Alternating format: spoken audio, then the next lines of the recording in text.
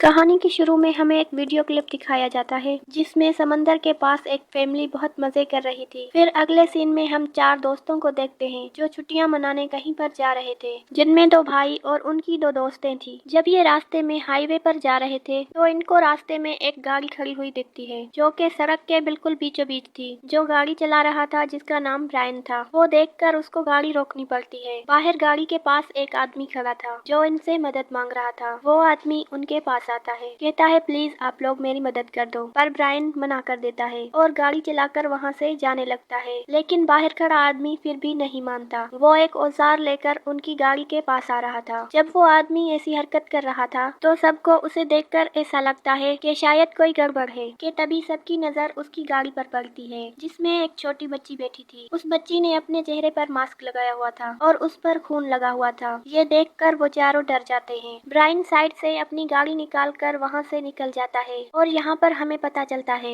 उस आदमी की बेटी उसी वायरस का शिकार थी। जो वायरस आहिस्ता आहिस्ता पूरी दुनिया में फैल रहा था। ये इतना खतरनाक वायरस था कि जो भी इसकी लपेट में आ गया वो कुछ ही घंटों का मेहमान होगा, यानी कि उस इंसान की कुछ ही वक्त बाद मौत हो जाएगी। और अब तक इस वायरस की कोई भी वैक्सीन नहीं बनी थी। उधर हम देखते हैं ब्रायन और उसके दोस्त जब गाड़ी साइड से लेकर जा रहे थे तो गाड़ी की पेट्रोल पाइप कट जाती है और सारा पेट्रोल बाहर निकलने लगता है। अब पेट्रोल ना होने की वजह से उनकी गाड़ी कुछ ही दूरी पर रुक जाती है। ब्रायन और उसके दोस्त सब हाईवे पर थे जहाँ पर दूर दूर कोई भी नजर नहीं आ रहा था। इनके पास सिर्फ एक ही ऑप्शन था, इनको अब दोबारा उसी आदमी के पास जाना होगा जो पहले इनसे मदद मांग रहा था, क्योंकि उसके अलावा इनकी कोई मदद नहीं कर सकता था। ये सब ऐसा ही करते हैं। ये लोग अपना सामान लेते हैं और उस आदमी की तरफ दोबारा जाते हैं। ब्रायन के पास एक बंदूक भी थी। थोड़ा सा आगे चलने के बाद ये लोग उस आदमी के पास पहुँच गए थे। ब्रायन कहता है हमें तुम्हारी गाड़ी चाहिए, पर वो आदमी कहता है ठीक है मैं तुम्हें अपनी गाड़ी दे दूंगा, पर तुम्हें पहले मेरी शर्त माननी होगी। वो आदमी इनसे कहता है पास ही के शहर में एक हॉस्पिटल है, वहाँ डॉक्टर ने इस वायरस की वैक्सीन बना ली है। तुम मुझे और मेरी बेटी को बस वहाँ छोड़ दो, फिर तुम लोग मेरी गाड़ी ले सकते हो। ये बात सुनकर ब्रायन कहता है क्या तुम पागल हो चुके हो, अभी तक इस वायरस की कोई दवाई नहीं बनी। लेकिन उस बात पर उसे वो आदमी कोई जवाब नहीं देता। ये सब उस आदमी की बात मान लेते हैं। गाड़ी के पीछे वाले हिस्से में उस आदमी और उसकी बेटी को बिठाकर उस हिस्से को अच्छी तरह प्लास्टिक से कवर कर देते हैं ताकि इन लोगों को ये वायरस ना लग सके। फिर वो गाड़ी को साफ करके उसमें बैठकर निकल जाते हैं। कुछ दूरी पर उन्हें एक गाड़ी नजर आती है। ब्रायन और उसका भाई उस गाड़ी का पेट्रोल निकालने जाते हैं ताकि रास्ते में वो उनके काम आ सके। जब ब्रायन का भाई उस गाड़ी का दरवाजा खोलता है तो वो डर जाता है क्योंकि उस गाड़ी में एक आदमी बैठा था जो काफी डरावना लग रहा था। वो भी इस वायरस का शिकार हो चुका था। उसका जिस्म गल सड़ रहा था। ब्रायन का भाई जब गाड़ी की चाबी निकालने की कोशिश करता है पर तभी उस आदमी को होश आ जाता है। ब्रायन के भाई ने उस गाड़ी के दरवाजे को बंद कर दिया था। अब वो पेट्रोल निकालकर शहर में पहुंच गए थे। वहाँ पर चारों तरफ मौत की शांति थी। वहाँ शहर नहीं बल्कि एक कब्रिस्तान लग रहा था जहाँ चारों तरफ लाशें ही लाशें थी। अब ये लोग उस हॉस्पिटल में पहुंच गए थे जहाँ पर उस आदमी को जाना था। ये सब लोग अंदर ही जाते हैं पर वो आदमी अपनी बेटी को गाड़ी में ही रहने को कहता है। ये सुनकर ब्रायन की दोस्त बॉबी भी वहीं रुकने का कहती है क्योंकि वो अकेली बच्ची को छोड़कर नहीं जाना चाहती थी। पर जाते हुए ब्रायन बॉबी से कहता है उस बच्ची से दूर ही रहना, उसको छूना मत क्योंकि ये वायरस बहुत जल्दी फैलता है। ये सब अंदर चले जाते हैं। जब ये हॉस्पिटल के अंदर जाते हैं तो वहाँ पर भी ऐसे था जैसे कि वहाँ पर कोई नहीं, बस खामोशी थी। लेकिन वहाँ पर एक बच्चा नजर आता है। लेकिन ये सब उस बच्चे का पीछा करके डॉक्टर तक पहुँच गए थे जिसने वैक्सीन बनाई थी। उस डॉक्टर के पास जाकर आदमी कहता है मुझे वो दवाई चाहिए जो इस वायरस को खत्म करती है क्योंकि मेरी बेटी भी इसी वायरस का शिकार है, मैं उसे बचाना चाहता हूँ। डॉक्टर कहता है वो दवाई अभी तक बनी नहीं है, वो ऐसी दवाई है जो तुम्हारे जिस्म में प्रोटीन को बढ़ा देती है और वही इंसान बच पाता है जो इस प्रोटीन को बर्दाश्त कर पाएगा। वो डॉक्टर उस बच्चे को वही दवा पिलाने लगता है। सब लोग उसे रोकते हैं लेकिन वो डॉक्टर कहता है अगर तुम्हारे पास कोई रास्ता है इन बच्चों को बचाने का तो मुझे बताओ। ये सुनकर सब चुप हो जाते हैं। उधर बॉबी जब बाहर उस बच्ची के पास थी तो उसकी हालत भी खराब हो जाती है। ये देखकर बॉबी खुद को रोक नहीं पाती। सारे कवर्स हटाकर बॉबी उस बच्ची की मदद करना चाहती है। तभी उस बच्ची को खून की उल्टी होती है। खून की बूंदें बॉबी के चेहरे पर भी गिर गई थी। इसका मतलब बॉबी भी अब इन्फेक्टेड हो सकती थी। वो तो बेचारी बस उस बच्ची को बचाने गई, वो ये बात नहीं जानती थी वो खुद ही इस वायरस का शिकार हो जाएगी। बॉबी खुद को साफ करती है और इतने में ब्रायन और सारे लोग भी आ गए थे, पर बॉबी इस बारे में किसी को कुछ भी नहीं बताती।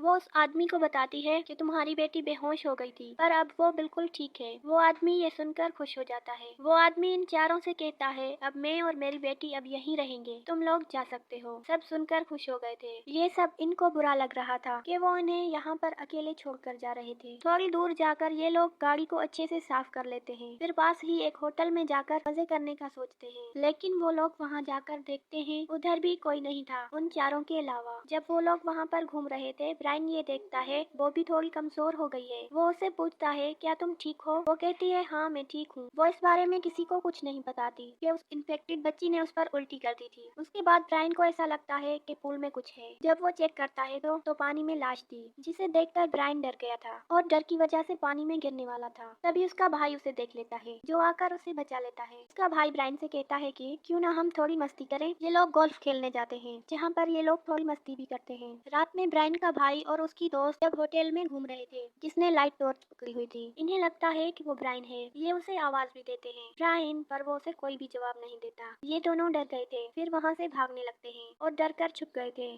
और उधर ब्रायन को भी एक आदमी नजर आता है। ये उसको पकड़ लेता है और उधर उस आदमी के कुछ और साथी भी थे, जिन्होंने इन चारों को पकड़ लिया था, मगर वो चारों कवर थे। वो अपने एक साथी के बारे में पूछ रहे थे। ब्रायन कहता है कि जब हम यहाँ आए तो यहाँ पर कोई भी नहीं था। हाँ, पर मुझे पूल में एक आदमी की लाश मिली थी, शायद वो तुम्हारा साथी हो। जब वो वहाँ जाकर देखते हैं तो वो उनका साथी ही था, जो वायरस की वजह से मर चुका था। ये उसकी लाश को जला देते हैं। फिर ब्रायन और उसके भाई को जाने को कहते हैं, मगर लड़कियों को पकड़ लेते हैं और अपनी बंदूकों से डराकर उन्हें कपड़े उतारने को कहते हैं। जैसे ही बॉबी अपने कपड़े उतारती है तो उसके जिस्म पर लाल निशान थे, यानी कि उस पर वायरस का असर होने लगा था। ये सब डर जाते हैं। ब्रायन और उसके दोस्तों को जाने का कहते हैं। रास्ते में कोई भी बॉबी से बात नहीं कर रहा था, सब उस पर गुस्सा थे। ब्रायन तो सबसे ज्यादा, क्योंकि उसने उसे छोटी बच्ची से दूर रहने को कहा था। जब ये लोग एक पेट्रोल स्टेशन पर जाते हैं, वहाँ से पेट्रोल भरते हैं। इसी दौरान ब्रायन के भाई के पास उसकी दोस्त आती है। वो इसे कहती है अगर हमें जिंदा रहना है तो हमें बॉबी से दूर रहना होगा। उसकी बात वो ब्रायन से कहते हैं, लेकिन वो तो उनकी बात सुनने को तैयार ही नहीं था। जब ये फिर से थोड़ा आगे जाते हैं तो ब्रायन गाड़ी रोकता है और बॉबी को गाड़ी से उतरने को कहता है, पर बॉबी ये नहीं चाहती थी कि वो लोग उसे अकेले छोड़कर जाएं। वो ब्रायन से कहती है मैं गाड़ी में पीछे बैठ जाऊंगी, जैसे उस बच्ची को बिठाया था, मगर प्लीज मुझे इसे अकेले मत छोड़ो। मगर ब्रायन को कोई फर्क नहीं पड़ता, वो उसे वहीं पर छोड़कर चले जाते हैं। थोड़ा आगे जाने के बाद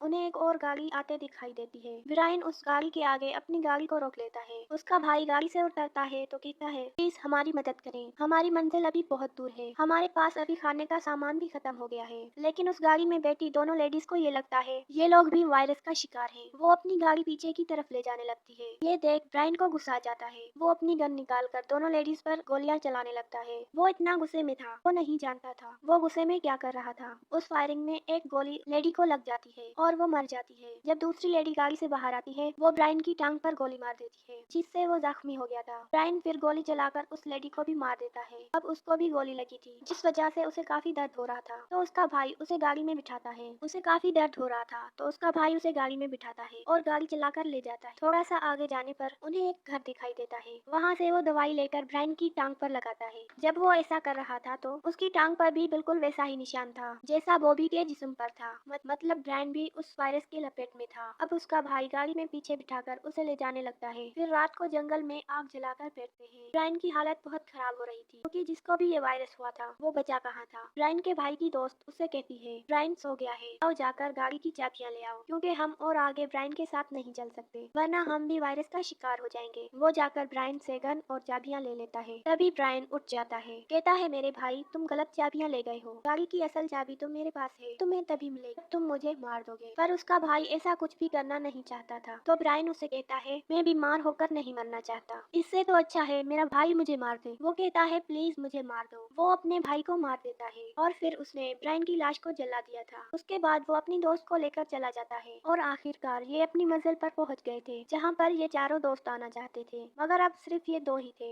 जहाँ पर आकर ब्रायन के भाई को अपनी और ब्रायन की कुछ पुरानी यादें याद आ रही थी, क्योंकि अक्सर इस समंदर के किनारे वो अपने भाई के साथ आया करता था, मगर ब्रायन आज उसके साथ नहीं था। बॉबी की गलती ने सबको एक दूसरे से अलग कर दिया। बाल दफा किसी की मदद करना हमारे लिए नुकसान साबित होता है, जैसे बेचारी बॉबी के साथ हुआ। वो तो सिर्फ उस बच्ची की मदद करना चाहता, उसे क्या पता था उसकी ये गलती उसे ही अपने दोस्तों से अलग कर देगी। और ब्रायन बेचारा जो कुछ भी नहीं जानता था, वो तो सिर्फ बॉबी के साथ रहना चाहता था। वो भी वायरस की लपेट में आ गया और उसी के साथ ही ये कहानी यहीं पर खत्म हो जाती है।